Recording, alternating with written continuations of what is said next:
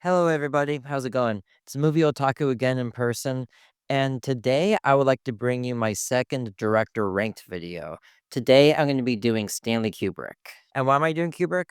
Well, he's one of my favorite directors, but he's also been one of my favorite directors for a really long time, ever since probably middle school or high school.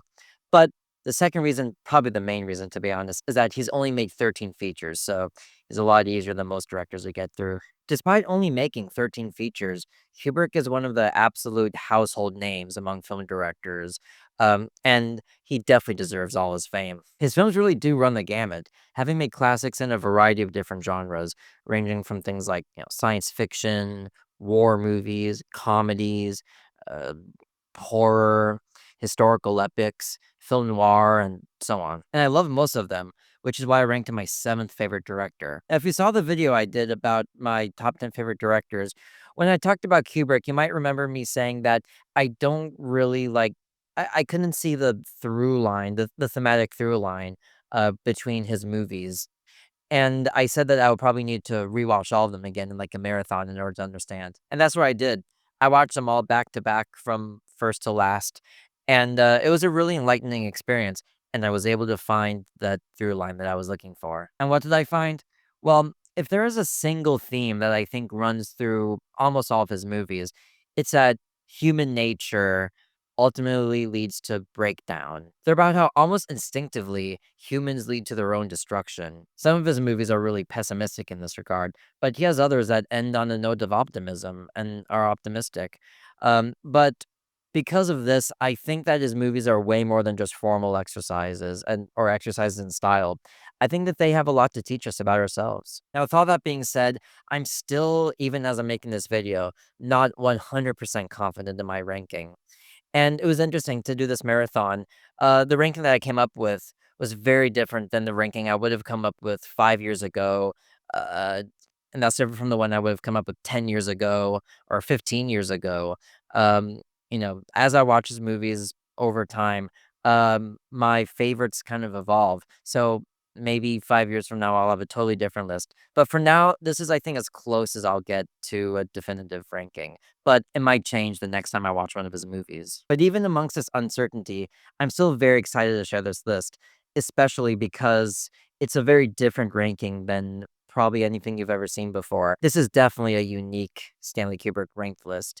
So prepare for some controversy, prepare for some disagreement. But it's all in good fun. This is just my personal opinion. When you disagree with me, feel free to comment it, and I'll be very happy to read. Now, without further ado, here's my least favorite Stanley Kubrick movie. So, let the controversy begin. Well, maybe this one won't be so controversial, but it's definitely different than what you've seen before. Whenever you looked at a Kubrick rank video, two movies are always at the bottom: Fear and Desire and Killer's Kiss. Well, they're at the bottom for me too, but now, after having seen both of them again, my number 13 is Killer's Kiss, the one that people usually put in number 12. Killer's Kiss is an interesting case. Some people may call it a cult classic. It has certain shots that are kind of iconic.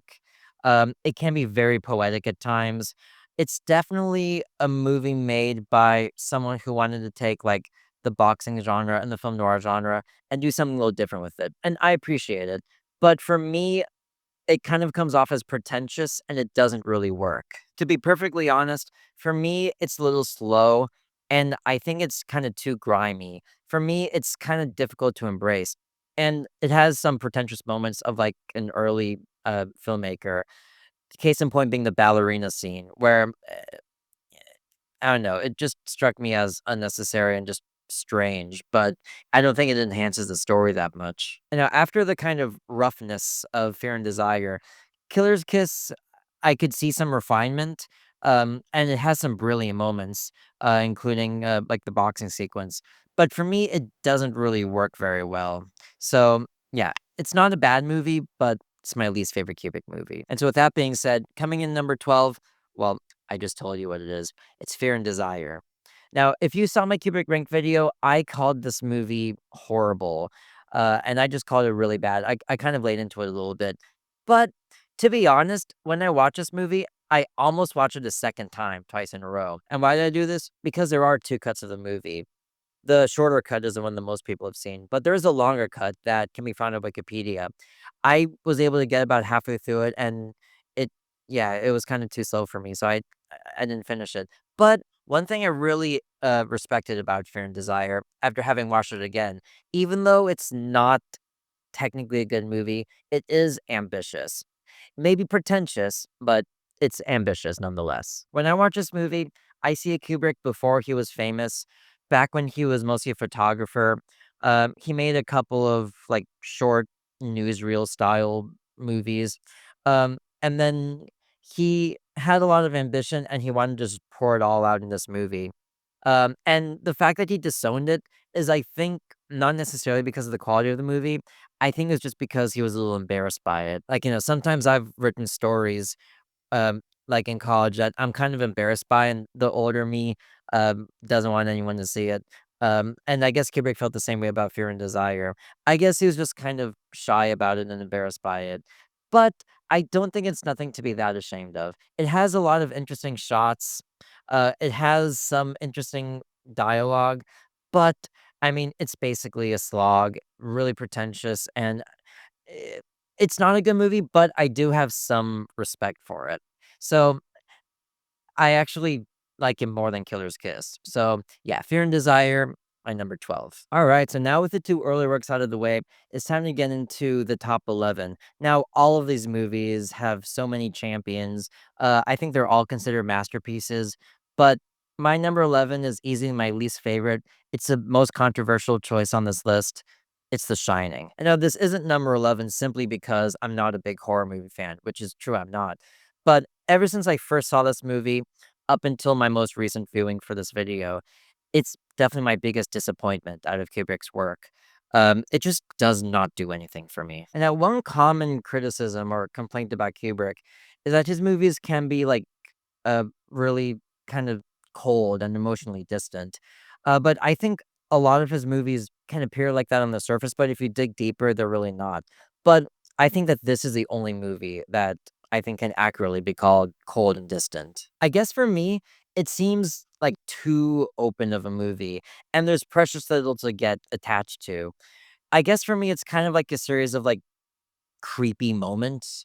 You have like the elevator thing, and then you have, the all work and no play.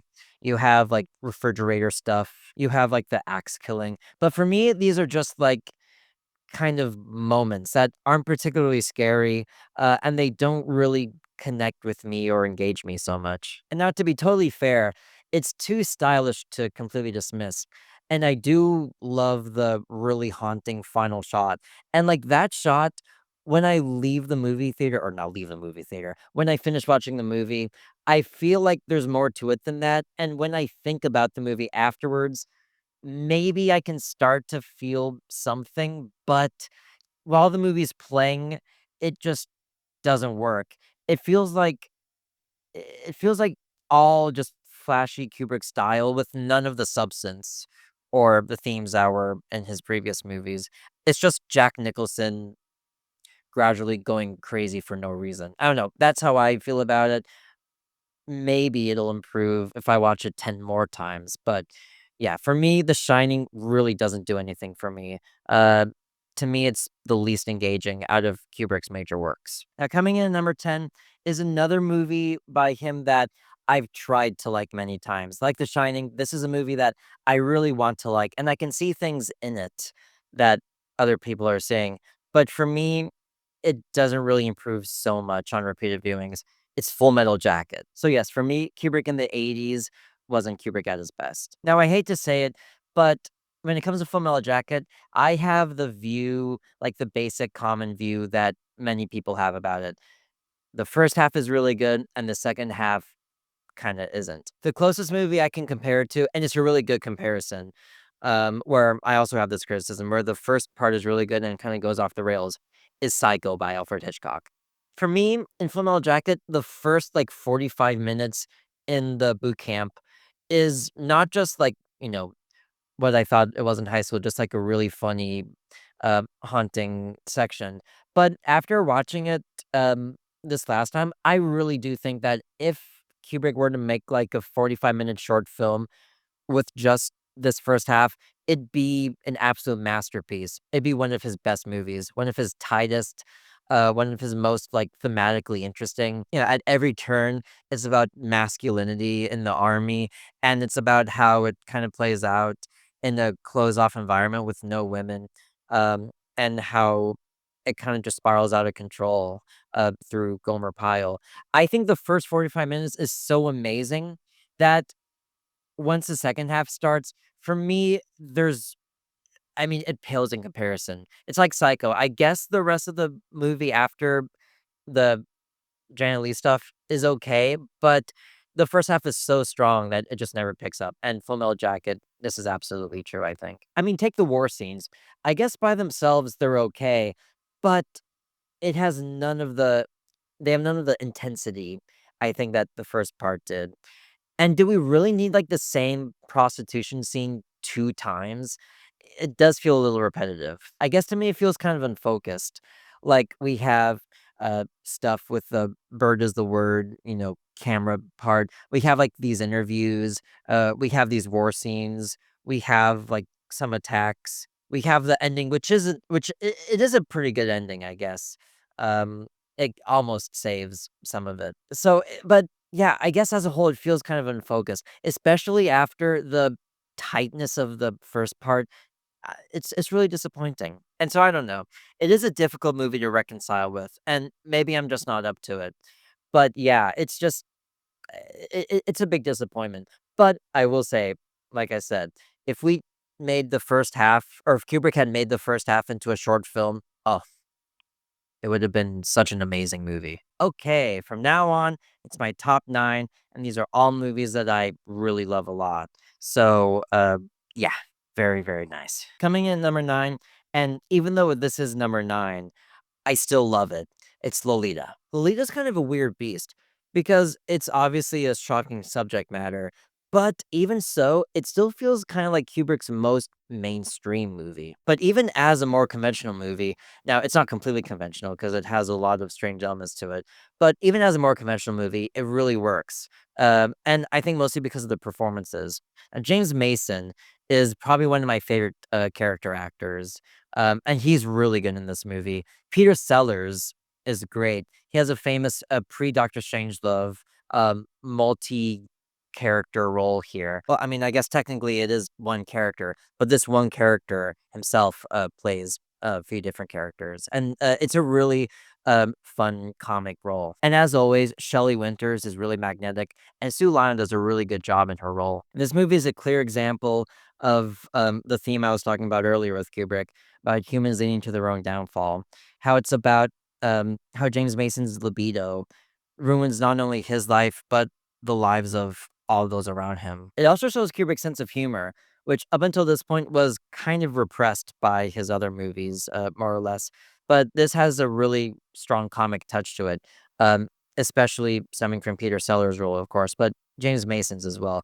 I mean, with James Mason, it's always interesting to follow him and basically laugh at him. Next, coming in at number 8, I have Spartacus. Now, this movie usually gets a bad rap. I mean, it's a Hollywood classic, but a lot of people don't like this movie, I guess because it's Kubrick's only movie that he didn't have complete control of. I mean, the movie was in production before he even came into the picture. So, in a way, I totally understand many people ranking this low on their Kubrick rank list.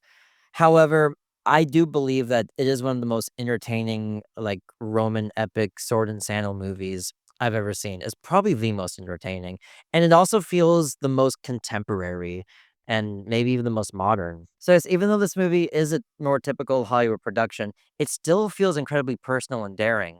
For one, it was written by Dalton Trumbo, who, of course, got blacklisted, and the movie definitely feels like a blacklist allegory, especially in the famous "I'm Spartacus" scene. And now I also can't help but feel that the movie definitely feels like a product of the '60s, and it kinda reflects the time. Like, when you see the scenes of, the families that are in the army that, Spartacus is leading, um, when I watch those scenes, it kind of feels like, they kind of feel like hippies, basically. raising their children in communes. And also, Spartacus's relationship with Gene Simmons feels like really racy. I mean, there's basically nudity in this movie. There's one scene where Gene Simmons is like in the water, and the water is just covering her area. And so in that way, it feels pretty racy. But of course, it also feels racy in the famous uh, Tony Curtis and Laurence Olivier scene in the bathtub, which, yeah, it's just a really interesting, really good scene that wasn't in the original theatrical release, but later it was put back in. I think it was dubbed by Anthony Hopkins. But yeah, it's a classic scene, and the really shadowy composition of the scene is nice, as well as the shadowy composition in other scenes, like when Spartacus is in jail. And we do also have some Kubrickian tracking shots, and we have some large scale scenes that definitely makes us feel like we're in the hands of an artist. And to be honest, the real reason why I find this movie as entertaining as I do is because of the performances and the actors. They're all just great. Of course, on top of Kirk Douglas and Gene Simmons and Tony Curtis and Laurence Olivier, we also have Peter Ustinov, of course, Charles Laughton, who's, you know, just one of the most endlessly watchable faces in movie history, probably. Like, this is probably the most all-star cast that Kubrick has ever had, and he definitely takes advantage of it. Now, of course, it's not perfect. The biggest problem is probably that Spartacus as a character by himself isn't really very compelling. And also the movie does have some focus issues. Maybe there are one too many uh, plot threads in the city of Rome. But I do think it's genuinely a really good movie. And if this movie were made by another director, it would probably easily be among their best movies. Okay, now on to number seven. And this movie might be another controversial choice to be kind of low on this list. Well, not low. I love all of these movies, and I love this movie. And when I was a teenager, I definitely regarded this as one of his 2 or 3 best movies. But now it's on to number 7. It's A Clockwork Orange. Now, I've seen this movie many times, and I guess it doesn't hold up as well as Kubrick's other movies. I guess because, like, the style and the formalism, which are kind of at Kubrick's most extreme here, don't really mesh well, with the kind of theme-based narrative that he's, trying to go for. In other words, I think the message that this movie does have can while you're watching it, can get lost in the in in the overstyle. On top of that, it definitely has one of Kubrick's most pessimistic messages. It's kind of like a really conservative message about how there are people that can't be cured, and it kind of laughs at our attempts to do so, or it laughs at our attempts to reform people. I guess ultimately the movie advocates for free will, but it says that in modern society, people will just commit violence and rape and so on. Now, despite all that, despite everything I just said, it's still definitely a very striking watch and a very engaging watch. And for me, this latest viewing, the most entertaining part about it was the dialogue and the delivery of that dialogue and how witty it all is. It's definitely Kubrick at his most exaggerated in terms of, like, the humor, the performances, like, the futuristic punk design. And, of course, it has a great performance by Malcolm McDowell, one of the best leading roles, in Kubrick's, filmography, and it's such a daring role. It's a really risky move. I mean, literally, just think about it. He almost drowned. He almost permanently damaged his eyes. I mean, he did all this stuff for our entertainment. Um, yeah, so it's a very, it's a very extreme performance for an extreme movie, I guess. And then after all the madness, after all the craziest of what we just experienced, it ends with, the ending of Beethoven's Ninth Symphony, which, I mean, that's basically cheating to end your movie on like one of the most epic endings in all of music. It's it basically feels like cheating, but it works. And especially when I was younger, I just ate it up. I mean, I ate the whole movie up when I was a teenager. Like I said, it doesn't hold up for me as much now, but I still really love it. I don't think I ever won't love it, but these days, I don't love it as my number 6 movie. And my number 6 movie is The Killing. And I think maybe one of the best ways to appreciate The Killing is to watch his first 2 movies first, Fear and Desire, then Killer's Kiss, and then watch The Killing. And you'll see that it was a huge quantum leap, probably the biggest leap in quality between two movies by a director I know, or one of them, despite it being a much more professional job than his first two movies, which are kind of like amateurish and independent. This has a lot of like unique touches that are all his own. For example, the whole thing in the chess club, which is what Kubrick loved to do, play chess. The whole relationship between Elisha Cook Jr. and Marie Windsor, the whole thing about the wrestler, Timothy Carey's performance, the bar set, and just yeah, so many different things made it a really like personal and unique experience that holds up, and it just keeps the movie strange even after all these years. It's also unique because in heist movies, you usually have a sense of what the plan is before the heist starts. But with this movie and its overlapping structure, its nonlinear order, it feels kind of like the plan is being revealed as it's happening. Um, it's a really like interesting structure. It's complicated, yet it feels simple, and it's utterly engrossing and engaging from beginning to end. It's Kubrick's first movie where you can tell that this was definitely a master storyteller we're looking at here. And then, of course, I love the casting of this movie. I love the score of this movie. I love the ending. I love the theme that it has, like what I said before. It has this like perfectly executed, or this perfectly planned plan. But then there was one mistake by one character, and that one mistake was made because of Elisha Cook Jr.'s fault in his nature, and it just ruined the whole thing. And then at the end, when like we're about to escape, or Sterling Hayden's about to escape, he gets ruined. It definitely feels a very Kubrickian movie in its theme. And then finally, you gotta love the iconic clown mask, which is even though it's very briefly seen, it's still terrifying. Well, now we've reached the top 5. And just want to reiterate again that even though this is a ranking, especially for the top 5, I think any one of these 5 movies would be considered by far the best movie by most other directors. So all 5 of these movies, especially this top 5, they're all just, I think, total masterpieces. But one movie has to come in number 5. And for me, that's Eyes Wide Shut. I think that this movie is probably one of Kubrick's most difficult to accept. It seems kind of like a far cry from his previous movies, but especially after this marathon and after having rewatched it, I think I can see the connection between it. And as a result, I think it ends up one of his most uh, complex and one of his richest movies. For me, this is a masterpiece about desire in a marriage. It's also a movie about what it's like to be married, a really heavy topic, a really profound topic, and this movie tackles it really, really well. And now I think I can relate to this movie more in a way because I actually got married last September. So I'm in a marriage myself. And ever since I got married, it has like, I kind of understand what this movie is going for more. It resonates with me a lot more, and I expect as me and my wife get older together, it's gonna have even more resonance, and it's gonna have more of an impact. But regardless about that, I think visually, this is one of his most seductive movies. I mean, just his use of colors is extraordinary.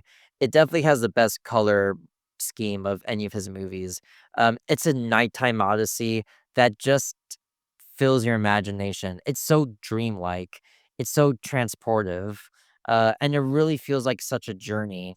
And then after the nighttime portion is over, similar to A Clockwork Orange, we kind of go back and revisit some of the characters that he met during the Odyssey, and we can kind of see how um we could kind of see the situations more clearly and they kind of affect each other. And then of course, like always, the performances are top notch. Tom Cruise and Nicole Kidman are both great. And Sidney Pollack, I mean, what a performance he has. It's a really powerful supporting performance. And all the actors do a great job with Kubrick's like deliberate dialogue, which I think is at his most extreme here. The way he writes scenes is like the most mannered, probably besides Barry Lyndon out of all his movies. But it works really, really well. Just the pacing is so like I guess it just adds to the dreaminess of the overall experience. So basically, before I did love this movie, but I wasn't quite exactly sure why. But after having seen it recently, I think I can see why now. I can kind of say for what it is, which is one of Kubrick's richest movies, one of his most complex movies. and probably one of his most profound movies. The fact that it's only at number 5 is a huge testament to Kubrick as a director. This could have easily been top 3 or top 2, but his other movies are also incredibly strong, of course. So what could possibly beat Eyes Wide Shut? Well, coming in number 4 for me is probably gonna be my last really controversial pick. It's controversial because most people have it at number 1. And I would have put it at number 1, when I was in high school, but now it's only number 4. It's 2001: A Space Odyssey. Now, please don't get me wrong. This is clearly one of the best movies ever made. It's obviously one of the most ambitious movies ever made. It's one of the most profound movies ever made. It's one of the most essential film experiences ever. I'm not gonna deny any of that. For me, this is the start of the second half of Kubrick's career, which really, like, distinguished him as a formalist. But even so, they tackle really big themes. And this movie tackles maybe the biggest theme of all, which is nothing less than the evolution of the human race. I mean, aside from some, product placements, like, aside from, like, the Pan Am logo and Howard Johnson's, among other things. The movie isn't bound by time at all. So it feels like his most timeless movie. If all his movies die, this is going to be his one movie that survives, 100, 200, 300 years from now. Especially today, almost 60 years later, it has so much resonance, more resonance than probably it had before. And that's because it's about well, it's both a reverie about how far we've come in technology, but it's also about how computers can potentially take over our lives. And it's almost like how computers are like the next evolution of the human race, which, if you're into AI, then it's going to really strike a chord with you. I mean, what a visionary movie, especially in Hal's death scene. I mean, how visionary, how powerful is that scene? It has so much relevance, and it's probably going to have even more relevance 100 years from now. However, even though it has kind of those dark themes, I think the movie is ultimately optimistic because it shows how, in the end, no matter where technology takes us or where evolution takes us, we're gonna be reborn into transcendence at the end. Whether it's, you know, after we die as individuals or just like light years from now, this is how it's gonna end up. I don't know. That's just one interpretation. The thing about this movie, it's a really open movie. You could literally interpret it any way you want. Its meaning is certainly something I've never felt confident about, especially having to do with the monolith. But that's what I like about it. I like how it's an endlessly interpretable movie, and whenever you watch it, you're probably gonna get something different out of it. It's also notable for being probably one of the very few non-experimental movies, which basically stops the story in its tracks and basically invites you to just take in the spectacle and the special effects. Um, so in a way, it is a little experimental in a non-experimental movie in a really interesting way. And this is all done with special effects that miraculously still hold up. I mean, the movie was made in 1968. It still looks unbelievably fresh. It doesn't look dated one little bit. Now, if I had to say why it's only number 4, I guess 2 reasons. One, it does, and I even thought this, back in high school when I was obsessed with this movie. I think it still has some longueurs that feel really slow and a little boring. And also, maybe an argument can be made that it's a little too open of a movie.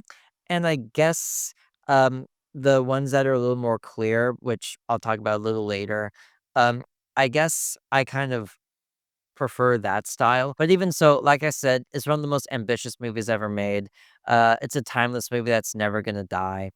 And yeah, and again, the fact that this is only number 4 is just mind blowing. All right, so now the top 3. Again, reemphasizing that this ranking is it still feels temporary as I'm making it, and I feel like it could change if I watch one of these movies again or the more I think about it. But for now, my number 3 movie is Doctor Strangelove or How I Learned to Stop Worrying and Love the Bomb. And this is a really interesting movie to talk about after 2001. I think the reason I put this movie above 2001 is because it takes kind of the theme of 2001, or one of the themes. one of the possible themes about 2001, which is about how technology can basically take over the human race. And Doctor Strangelove kinda uses that theme, but it's more grounded and it's more true to life. It's not an abstract concept at all. It brings that into reality. And in this case, it's about how technology will literally blow up the world through Cold War. This movie was also kind of the end of an era for Kubrick.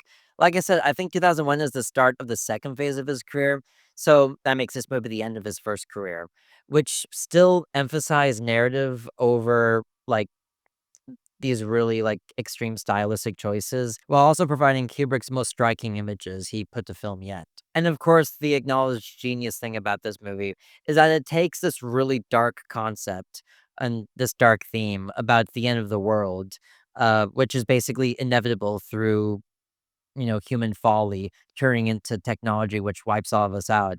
It turns that into a comedy, and it's actually really funny. It's still really funny, I think. It has some great performances. Notably, of course, Peter Sellers, who is great in all 3 different roles that he plays. I love Sterling Hayden as the over-the-top General Jack Ripper.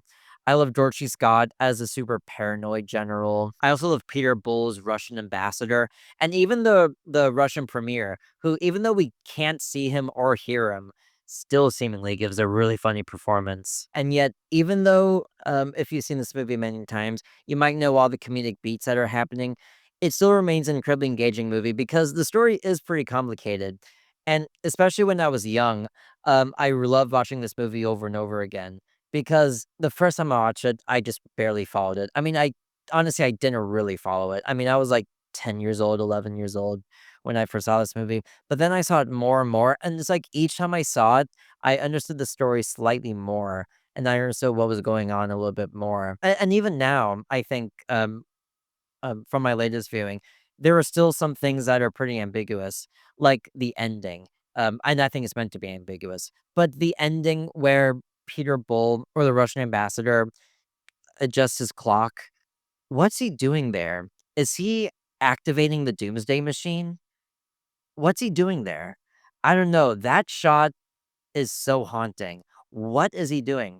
And of course, why is Peter Sellers raising up his arm? Why is he doing the Sieg Heil? I remember my stepdad telling me his theory that is due to the radiation in his metal arm. But is it? Or maybe is it because of his like Nazi instincts? I don't know. But whatever it is, I think those questions still linger with us long after the movie's over, long after all the comedy stuff has ended, long after, we go through the motions of the plane dropping the nuke onto the doomsday machine. Even after all that happens, and we know all the beats, the movie still leaves us with like a feeling of what are we doing as humans? And, we really should stop all this war stuff. Yeah, for me, it's a really profound masterpiece. I think that's why I put it above 2001 is because it's more grounded to, like, real life problems, and it's more haunting that way. Even though, of course, 2001 deals with real life stuff, it's more, like, relatable in Doctor Strangelove. So, for now, it's number 3 on my list. And Doctor Strangelove is a perfect leeway into my number 2 favorite Kubrick movie, which is Paths of Glory. It's a perfect transition because, they're both anti-war masterpieces. While Fear and Desire had pretensions of being anti-war, it was, like, basically playing pretend. Paths of Glory is a true anti-war masterpiece with some true themes. In this case, this shows how war and thus human life are basically just petty games that generals and bureaucrats play. The value of the individual is basically lost in a war situation. It's kind of a similar theme to Doctor Strangelove in a way. But while Doctor Strangelove shows how we can end human life almost by accident through technology, Paths of Glory shows that no, this is done on purpose by people who just do not care about human life. And it also, because of this, probably because of this, it remains his most emotional movie. I mean, just look at 2 scenes. The execution scene with Timothy Carey's reaction and the ending, both of which are so overwhelming. I mean, they're the most emotional scenes by far of Kubrick's career. It also has a really difficult balancing act that manages perfectly, which is showing anger and portraying, like, pessimism, in terms of, like, the courtroom scenes, and how we get really riled up at the generals whenever we watch this scene. It's pessimistic, but it's also optimistic, because it shows the humanity of, the 3 soldiers that, get put in jail, and, of course, by the ending. And then, of course, Kirk Douglas's character who goes against the system. So it has a great balancing act of anger and humanism. And it's also very formally interesting too. Not only with the camera work and some of the compositions and the interesting dialogue and the great blocking and setting up of the scenes, but also the structure of the movie is intriguing because it kind of morphs as it goes along. It starts off as kind of like a war movie in the trenches, then it turns into like a courtroom movie, and then it also turns into like a political movie by the end. So it's always engaging. And it makes a whole, what, 90 minutes, 100 minutes, I'm not sure how long it is. It makes it just super fast. And it's just, yeah, it's just a fantastic piece of storytelling, great emotional movie. Um, yeah, I think this has been acclaimed by many people as one of his best. And yeah, I agree. It's number 2 on my list. And of course, everything leads to number 1. My favorite Stanley Kubrick movie, and one of my all-time favorite movies. It's Barry Lyndon. Where do I begin with this movie? I guess I'll start with its beauty, which is clear to anyone who's seen it. It might not have the special effects as 2001, but for me, it's every bit as technically impressive. Especially, of course, the candlelit scenes, where, if you don't know, Stanley Kubrick borrowed lenses from NASA, which were so fast that he could light up scenes with only candles, without any, like, external, like, lighting equipment, and the effect is just unbelievably gorgeous and sumptuous. The music is amazing, um, all the shots of the environment are just wonderful, all the zoom out shots are just incredible, and yeah, I mean, it's such an exceedingly beautiful film on every level. But now about the narrative, and I really love the full sweep of this movie. It's an epic 3-hour movie, but it doesn't feel 3 hours. It shows the whole sweep of a man who he starts off like a really sympathetic character that we get to know and like, but then in the second half, he becomes, like, really unsympathetic, but then he kinda doubles back again at the end. And then by the end, we don't really know what to think. And I think Kubrick did this on purpose to really show how human nature is complicated and how basically the situations around us and the people around us kind of affect who we are. The story of Redmond Barry would be enough for any historical movie, but Kubrick takes it a little bit further um, by revealing a really contradictory nature in the movie, a really paradoxical nature, especially through his use of the narrator. Now, the narrator, unlike A Clockwork Orange, his movie before this, which the narrator was first person, and we could clearly see the thoughts of the protagonist because he's telling it to us. In this movie, it's like a narrator from the future somewhere, and he's commenting ironically on the situation. So he's guiding us through the movie, yet he's telling us what will happen later sometimes. He's making jokes about the situation. Um, and that contradictory nature is really interesting. And this is paradoxical because this ironic narration, which makes a movie maybe seem cold or distant, is contrasted with the movie itself, helped by the musical scenes, in which it becomes a very emotional, very funny movie.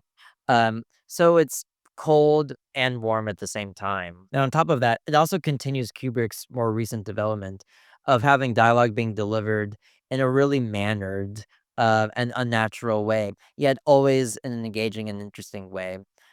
Similar to A Clockwork Orange, and the dialogue actually might be more interesting to listen to than in Clockwork Orange. It's just as witty, if not more. Of course, this is helped by the performances, including Ryan O'Neal, which is also kind of a paradoxical element in the movie. Like, how come Ryan O'Neal is in this like historical epic, but I feel like Kubrick wanted that, contradictory element on purpose. And then just goes without saying that there are so many standout sequences in here, like the two duels, especially the climactic one, the candlelit seduction scene, which is like one of the most amazing sequences with acting with eyes I've ever seen.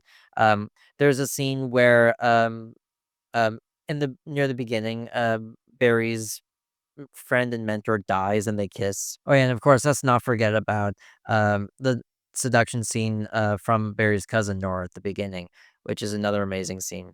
But yeah, this movie is just I mean, it's just a masterpiece. On top of it being an extremely entertaining and captivating movie from beginning to end, it's such a rich movie. It's a rich movie dealing with history itself, basically, especially in regards to the final title card, which took me until this latest viewing to finally, like, understand more or less what it was trying to say. But yeah, it's just, it's just a fantastic movie. Like I said, it's one of my favorite movies, and it's my favorite Stanley Kubrick movie. And so that concludes my ranking of Stanley Kubrick's movies. Did you disagree with this list only a little bit, or did you disagree with this list a lot? Which one? Just let me know in the comments, and I'll be very happy to read it. And thanks so much for watching.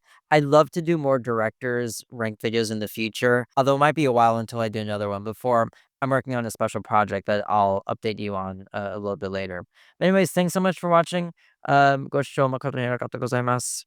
See you next time. Bye bye.